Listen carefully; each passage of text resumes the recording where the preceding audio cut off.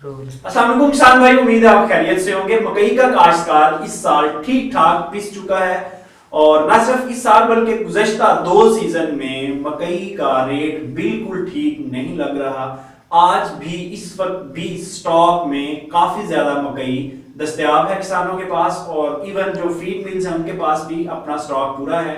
यानी इससे अगला सीजन भी मकई काश्त करने से ग्रेज करना चाहिए। साइलेज भी इस साल बहुत बन चुका है क्योंकि ऐसे किसान जिन्होंने ग्रेन के लिए मकई काश्त की थी वो इस वक्त उसका साइलेज बना चुके हैं। अगर आप जनूबी पंजाब की तरफ टूर करें और आप ये जो बेल्ट है पूरी मेज की, जिसमें ओकाड़ा से शुरू हो जाए और कसूर, ओकाड़ा, दीपालपुर, बिहाड़ी, बूरा और ये सारे जो पाकपतन वगैरह और रहीम यार खान तक अगर आप सफर करें तो आपको धड़े नजर आएंगे। किसी वक्त में ये तूड़ी की ऐसे धड़े होती थी, लेकिन इस साल साइलेज की भी काफी दरें बन चुकी हैं। उसकी वजह यह है कि ग्रेन के लिए काश्त की गई मकई का अब साइलेज बन चुका है। तो इसका मतलब ये है कि ये साइलेज भी अगले सीजन तक चलेगा और साइलेज की अपनी एक कॉस्ट होती है, वो भी अब किसान जो है वो बर्दाश्त कर चुके हैं। तो इसका मतलब ये है कि अगले सीजन के लिए मकई से थोड़ा सा परहेज करना चाहिए। तो अब एक सवाल है कि जिन किसानों ने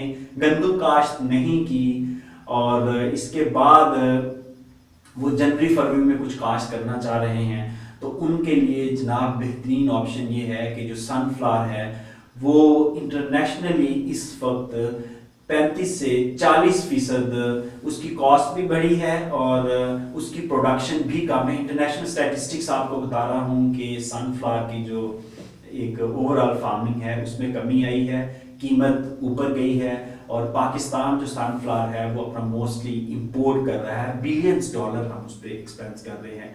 तो इस साल हुकूमत का भी प्लान ये है कि सनफ्लावर की काश्त को बढ़ाया जाए। तो किसान भाइयों, अगर आप दिसंबर मिड से जनवरी मिड तक इसकी काश्त का बेहतरीन टाइम है।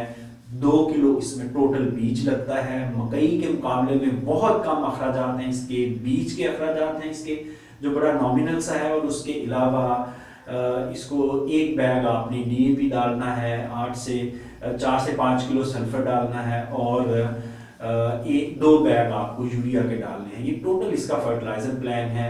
तो बहुत कम खर्च फसल है और 30 से 40 मन इसकी पैदावार भी है और इसका रेट भी अच्छा मिल जाता है। यानी मकई से कम आप ज्यादा पैसा कमा सकते हैं। और जितना मकई का इस वक्त रिस्क फैक्टर है, इस फसल में उतना रिस्क फैक्टर भी नहीं है क्योंकि इसका बायर मौजूद है।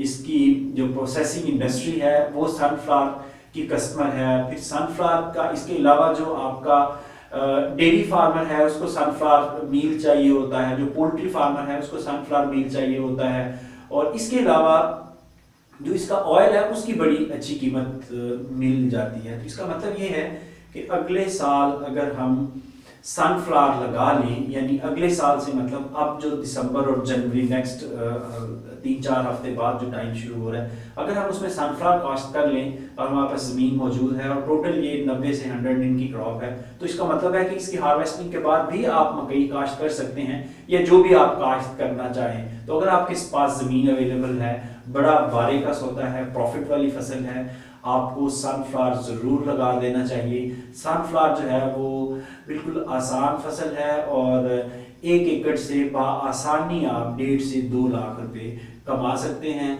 और ये वो नेट प्रॉफिट है जो आपको मिलेगा तमाम तर अखराजात मिला करके।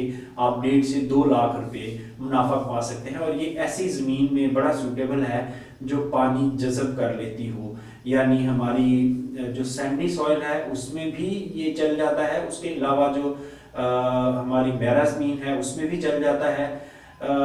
अगर हमारी ऐसी ज़मीन जो क्ले है, सख्त ज़मीनें हैं, हमारी जो राइस बेल्ट है, वो ऐसे इलाके जो हैं उनके लिए बेहतरीन ऑप्शन ये है कि इसको खालियों पे काश्त किया जाए, यानी बनिया बना के या बैट्स बना के काश्त किया जाए। वैसे तो हर जगह बैट्स बना के काश्त करना चाहिए, लेकिन ये जो हमारे पक्के वट के रकबे हैं वहाँ तो किसी सूरत इसको फ्लैट पे मत लगाएं, बेड बना के लगाएं और इंशाल्लाह ये आपको बड़ा अच्छा प्रॉफिट दे सकता है। ये इंटरनेशनल एक सिनेरियो था जो मैंने आपको बताया और पाकिस्तान चूंकि इंटरनेशनल मार्केट से ही बाय करता है, तो अगर इंटरनेशनल मार्केट में रेट अच्छा होगा तो पाकिस्तान में भी इसका अच्छा ही रेट मिलेगा। इजाज़त दीजिए, खुदा हाफ़िज़।